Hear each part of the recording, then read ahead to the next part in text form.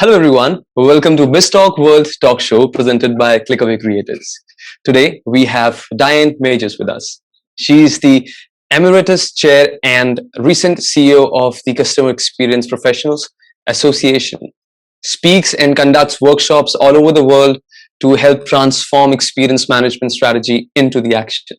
She holds an experience of more than 20 years of transforming experiences, working in and with brands. This lady is really a thought leader and innovator for ways of engaging associates, customers, and partners. And she also believes sustainable change requires embedding customer and experience capabilities into all parts of an organization, irrespective of which organization it is or which sector of industry it is. So I try to cover maximum, or I should say, I try to cover the pick points, the star points from the profile. But without further ado, let me introduce you to the lady herself. Hello, Diane. How are you doing? Hey, I'm doing great. It's a pleasure to be here. Thank you for those kind words. Pleasure is all ours. I try to cover as much as I could, but to get into the session, I guess we should start by learning, or understanding more about you. So it would be great for our viewers if you can, brief us about your journey so far.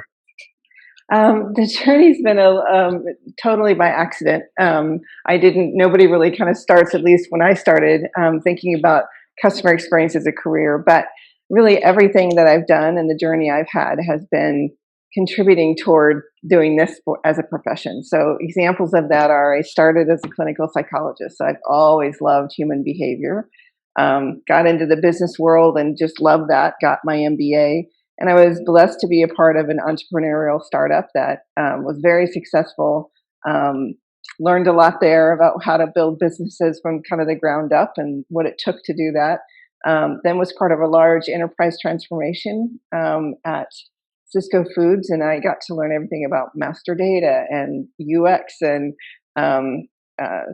systematic processes. And so it was really a combination of all of those that got me started here and gave me what I would say the breadth of information and exposure to different parts of the organization that are very helpful when you're trying to build experiences, because it takes a village to raise an experience. It requires you to look across the organization from customer emotion to workflows to data to architecture, technology. And so that has really helped me in the breadth of helping organizations with these transformations, because that's really what they are. So while we talk about experience, I think it's really more about how changing the way the organization works and thinks. And that requires, getting your hands dirty in some of those things. So that's been part of my journey and how I ended up here. That's really wonderful. That's simple and sweet, I should say. So, being through and having such great experience, 20 years or 25 years is not just it's not a small time. It's 2 decades. So if I talk about your 2 decades journey, you must have faced obstacles, and you must have faced several things in the success of the path of success. So I believe, if I ask you this, that have you ever came up to or come up with any obstacle or any solution? Yes, the answer of course would be yes. But what I'm interested in knowing is that how did you overcome and supersede them? How one can do it, or how you did it actually. I think the biggest obstacle that I've had to overcome, whether I'm working in an organization or working with someone in an organization, is truly making those light bulbs come on. What I mean by that is, I think that for an organization to be successful, you really have to bring a different viewpoint and have people really change their perspective of what they're doing and why they're doing it. So I'll give you an example of that. One of the obstacles that always comes into play is businesses work in their business units. They work in silos. And everybody will tell you, that's part of the problem when you're creating the experience. That obstacle, I think, is really more about how the organization, what their expectations are of the people in the organization, how they're motivating them, how they're incentivizing them, and the way that they provide ways to work together. So I remember in one organization that was such an obstacle, and we'd go to the different business units and say, we want to come together and look at this holistically and try to think about the experience of the entire journey. And a lot of the business units said, we don't have time to do that. We're busy working on the things we have going on. So one of the things that we did was really talk about and educate them about, literally talking about their own experiences with brands and how the ability to work together demonstrated that, hey, they knew you and that they understood you were using different channels, and the importance of the experience to the business outcomes they were trying to accomplish. And so that education and that engagement up front to really help them understand what you're trying to do, but also the why, has been really important in helping people to move forward. Another way to get over that obstacle is also to bring something to them. So we promoted learning design thinking and expanding somebody's resume literally by saying this is a skill set. Design thinking and customer experience are highly sought after in the marketplace today. So come and learn about it. And the work and the learning education had nothing to do with the company. We were just trying to teach the techniques. And so once they realized the value of that and how they could start applying it, then we started on projects. So those are just a couple of ways. I think the whole concept behind that is, you've got to help people understand the what's in it for me. You've got to bring them along, and you've got to help them understand the why.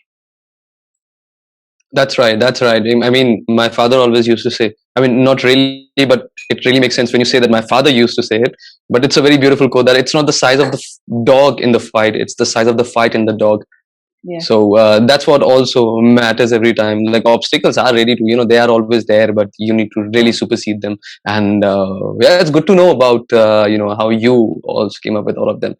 Talking about the, experience management and managing individuals and, customer and all these organizational terms, so as to say, uh, I would ask you a pretty random question on this end, as in, what do you think? Like, what is the future direction of experience management as a discipline or capability of an organization?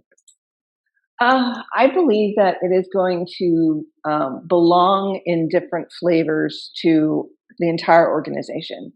And what I mean by that is that every time we see experience management being successful, it becomes adopted as a way of working in the different business units and the business in total. And what I mean by that is you see organically the organization starts to be more collaborative.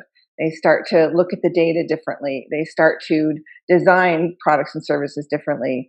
They're measuring differently. They're listening differently. So when we start to see those changes, I think it's much more systemic than many people believe. I think sometimes they believe experience management is all about getting the survey and getting the score and maybe fixing a few things, when it is so much more systemic. I think Accenture just published a great article about the business of experience. And what that means is that it's whether you're a product manager, you need to find a way in this experience economy to figure out how your design process, your product management process, working with technology, working with the care team, being more focused on the whole ecosystem of what you're doing, are good indicators that the adoption happens at different levels, and there's different activities for business units that they haven't really done before. They've been kind of in their vacuum. So we're a little bit back to the silos, but I believe that in the future, everybody will own it, and our role will continue to be coordination, but more from an optimization standpoint. So the profession has kind of moved from education, teaching, getting this momentum going. And now that the world continues to change and move towards the experience economy, and whatever's next, we're going to see, we're seeing organizations who are adopting it much deeper than just the score and the voice of customer and surveys, to really that change. So I do see it more CIOs, CDOs, product managers seeking out how they can leverage the tools, resources, approaches, technologies that we use in order to improve what they're doing. So I think it really is going to belong to everybody more deeply than it has in the past. That's right. In this, just to continue this, again, a random question on this, and it's really random. not for the developed countries, but for the developing and underdeveloped countries. What do you think the approach is? I mean, if we replace manpower with technology, or the hierarchy management, or the technology management, or something like that, if we use any tech-based thing to remove the manpower, is it really helpful for the economy? Is it really helpful for the uh, not for the economy, I would say? Is it really helpful for the local individuals who are being associated and running their livelihoods on that particular industry, or that particular so as to say a manufacturing unit? I got you. And I don't know if my answer, if it really matters, it's if a developed or undeveloped or developing country. What I'll share with you is when I think about technology, and the ability for technology to do so many more things for us, I often wonder, what do we do with that time that we get back? And if all of those things were proactive, and digital takes care of, refilling our refrigerator, right? Or Yeah. takes care of the basics of monitoring my home, or auto repairing my something that breaks in the home. Whatever that is, I believe that it's going to free up time for the human to be able to seek different value. What I mean by that is, if you've got technology taking care of so many things for you, and it's like, I need more time back, well, what are you going to do with that time?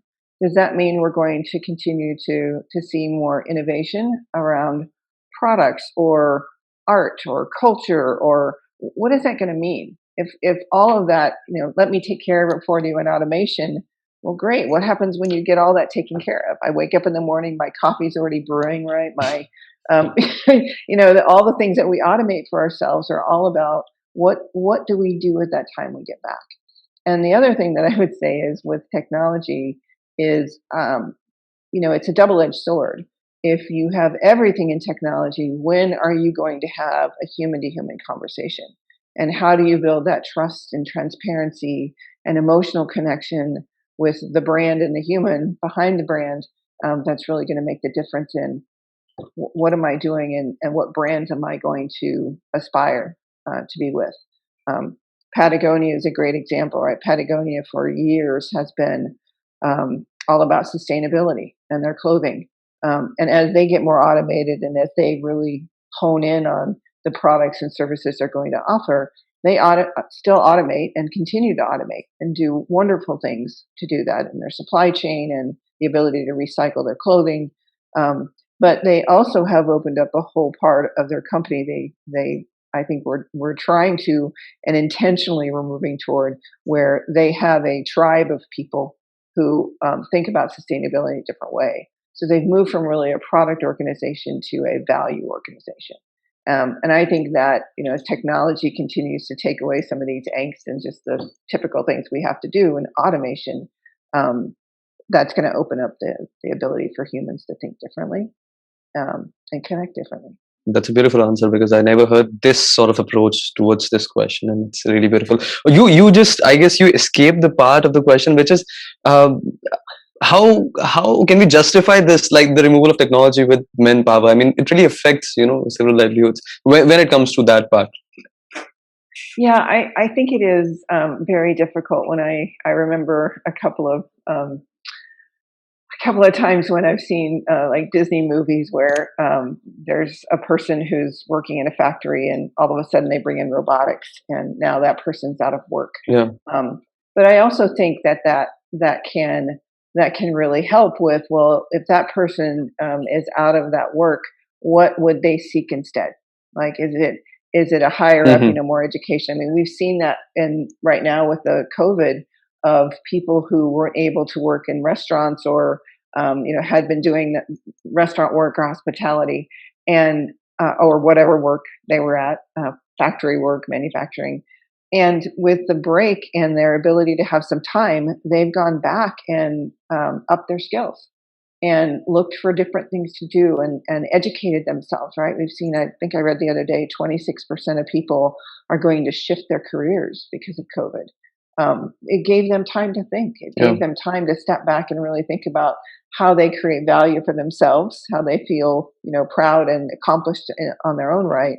And then what does that shift and do? If I'm not going to be doing manufacturing work anymore because robotics has replaced what I do, then what is my role and my purpose? So I think it's a shift, to take away some of those manual tasks, and back to the same concept of allowing people to really think about who they are and what they could do differently, and the impact they could have in a different role. So it's all about the approach. I mean, one can take it positive or negative. I mean, it's all about the approach that they have, right? Yeah, and I feel for anyone whose role has been replaced. I've had known people who have, same what's happened to them. Like, we're doing away with your role because automation and technology have taken over, but it has driven them to look at Yeah. what value they can create. So I always think about, all this data that we get in, and I talk about, data all the time. We get all this voice of customer, and we listen to social media, and we've got all these data analytics coming out our ears, but we say, data rich, insights poor. Well, those insights require a human being. I mean, yes, you can get Yeah. predictive analytics, but it's never going to replace the ability for us to really truly use our critical thinking. And I think that is one of the skill sets that, if we think about what people are developing, it's that ability to really think critically and connect the dots. Where even in predictive analytics, we can take the whole world into view. Never, I don't think technology and data and analytics will ever do that. They can't replace. They Of can't course. replace that. Of course. So Of course. it's just this upskill as technology begins to take over those things. Now think about, here's what I'll say. I think about my great grandparents when they came over. They built a log cabin in the middle of the prairie. They had to grow their own food, right? All that's been taken over by technology has enabled us to Yeah. do different things. We still have to go buy food. We still have to, we still have to find shelter. None of that's really changed. It's just accelerated, and so it's accelerated our ability to look differently and develop and continue to promote society and how we're evolving. Yeah, exactly. That's the irony. One's parents or grandparents can yell at you. For this technology, like what it's doing to you, the humans, and then they took a burger and put it in the microwave. So that's the irony. Exactly. Yeah. Yeah, but I do worry a little bit. I mean, I have young adult children, 4 young adult children, and I've seen a shift in them as well. I think the technology piece of being sucked into that screen, we're missing an Yeah. opportunity to really. I mean, they're learning, they're developing, but the social skills and the ability for them to really go out and have experiences, true experiences, and not a virtual world. You can't replace that. So that's what I think. They're missing the experience of really buying the records instead of downloading the records. So, and that's That's something they are missing on. that's why turntables are coming back into play, right? People want something to Yeah. feel and hold and kind of own, rather than being, I can listen to the music, but you just going to a concert, you just can't get that experience. Yeah. Exactly. I really believe that. I mean, I'm not that old, but what I've seen in my so far in my 90s, just buying a record and seeing on the shelves that it's out of stock. Now there's nothing out of stock. It's just you have to just download it straight away. So I guess that there are some things that it's again there are both sides of the coins, and we should embrace both of them. All right. Cool. Moving further at the last, I would say. And this go being having such great experience with you, being associated with so many great organizations, having such great approach, being recognized with so many certifications and awards in your journey. Last question would be, what would you advise to young professionals who are really viewing this particular video? What would be your generic advice for them across the industry? Be curious and hungry. I think curiosity and the ability to do critical thinking is a skill that you can't replace. And what that means, by being curious and having critical thinking, means that you can be exposed to things you wouldn't have otherwise understood or known. So being curious about user experience, learning about it, so that I became very curious when I started working in business about, how things get designed and what's the thinking behind them, and how do you make it more human centric. And so I just began reading on the topic, and I'd go sit with the UX, I'd take the UX people out to lunch, and I'd pick their brains and learn. And I think that helped me when I think back on it. Being curious and learning more about things I didn't know anything about in the business really helped me to be more of a generalist, where I was able to go in and talk to somebody about master data management, or UX, or supply chain, operations, care team, go learn about marketing. The more you can generalize your skill set and know intimately more about those particular professions, I think that really creates a good experience management professional, because you need a wide range of skill sets in order to do that. And that comes from curiosity. You can say that you want to go learn all of those things, but I think that innate being curious really helps you to get there. And then the critical thinking part is, I'll give you an example. So I was talking with a CX professional who she was just getting started in her career. She'd just been anointed, go forth and do customer experience. And she said, I'm really trying to support the care team, and we need to staff up more because we've got more calls coming in. And I said, well, are they value add calls, or are they, calls, that are issues? And she said, gosh, I don't really know what the calls are all about, and which ones are, expanding our relationship, and which ones are problems we're trying to solve. And so when she went, so my question to her was, well, why are the calls coming in the first place? They're trying to staff up more to take more calls. What is that? Because your volume of product, adoption is larger and you need more? Mm. My indication of that is there's some problems coming in. Well, lo and behold, that critical thinking really helped them to go back and look at a lot of the things that they were getting in the care center were problems upstream, content on the website, or the instructions weren't clear. And so by going back and looking at that, and going back and saying, if we fix this, we're going to help the customer where they are, fix the problem that happened in the first place, and avoid those calls. Which freed up the care team to be able to be more value add. So they were now doing outbound calls to customers for interviews, retention efforts, cross-sell, upsell, from a care center to an engagement center. But that all came as a result of critical thinking, really helping her to think through what was happening, why, and then don't just take it at face value, go figure out, what's really going on. So the ability to helicopter up and have a bigger view of that and connect the dots is that critical thinking. So develop that skill, because that's what I would say to them, because that's super helpful when you're in this space of really digging in and understanding what's going on. So it's curiosity, and at the same time, like hunger to know more and to learn more and to eat them, and just keep on doing something.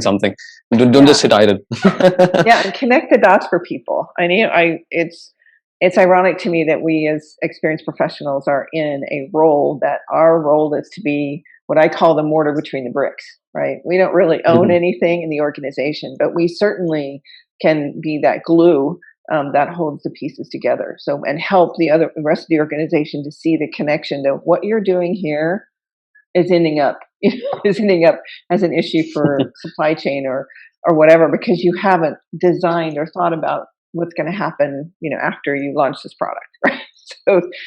So getting them to connect is that's an art and a skill as well. Art and science. Yeah, that's an art, and you are the artist. Yeah, that's an art, and you are the artist in this case. Right. That's wonderful. That's really wonderful. Lastly, I would just have some review on this. I mean, how did you really? I won't say how do you like this set, but how do you feel about this session that we just now had? I mean, just your honest words on this. Oh yeah, it was curious when, the question you were asking is, what would you advise to people, and what are some of the things that have been obstacles in your career? And I would say, actually, getting ready to think through some of those questions, that time to be introspective and actually take a few moments to really stop and think about the things that what I tell somebody, and what were those obstacles, and how did I overcome them? To reflect on that, in and of itself, was a valuable exercise. And so I mentioned to my husband, I said, you know what, I don't do that enough. I don't really stop and think about, intentionally, what I've done, what I'm doing now. We all kind of get on the treadmill and just keep going. So that's what I've liked about not just this session, but really preparing for the session and thinking about some of those questions. So thank you for that. You gave me a gift. Pleasure all ours. Sometimes it's good. And I mean, of course, you have great experience. I of course should done things, a lot of things from you. But it's always good to sometimes look behind and see where where you came from. So it just gives you another motivation, and that is really lovely. Again, thank you so much for sharing such great insights with us, and we look forward to having such a great session with you again in the future on some of the trending topics in the international business industry across the domains. And for our viewers, if you like this chat with Diane, please like and share this video, and also subscribe. Just click that red button and subscribe to Clickaway Creators YouTube channel to appreciate what we do, and you have more coming from industry leaders. This is Sagar for BizzTalk World Talk Show, signing off.